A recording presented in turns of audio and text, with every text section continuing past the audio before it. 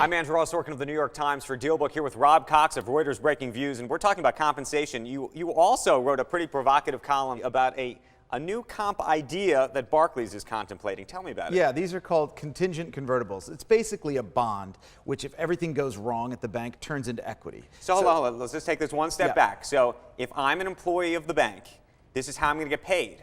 I'm going to get paid in bonds? Yes. Okay, right now you're an employee of the bank. You've got, I don't know, $1 million, right. Okay? You get in bonus. 400,000 of that might be cash. Okay. The other 600,000 is called deferred comp, and it's mostly come in the form of restricted stock in your own company. Remember all those guys at Lehman who had it?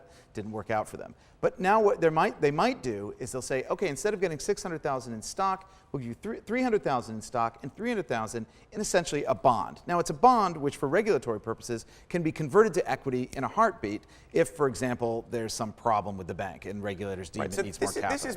This is more for the capital issue of the bank than it is for the employees. Yes, it is, but at the same time, it's actually, if you look at it from an employee's perspective, it might be better to own a bond in some ways. Right now, you could look at, right? I mean, if you're getting 8%, which is what Barclays is talking about, and remember, this is just BarCap we're talking about, the investment arm of Barclays, and other firms in Europe are thinking about it. It's basically an 8% bond, which, you know, turns into equity, which isn't the end of the world if things go wrong. Regulators like it. You could argue that a bond is less leveraged, right? So you don't have the same incentive to swing for the fences as you do with the stock. Let me ask just more holistically about comp on Wall Street. Do we think that anything has changed at all? I'd say the attitude is the same. People are still whinging about bonuses being lower. But actually, if you look at it, they're just lower because revenues are down. Right. So this is perfectly right. It should be down because the bonus pool is shrinking, therefore bonuses should shrink. And at the same time, they should even shrink more because salaries have gone up. Okay, final question then.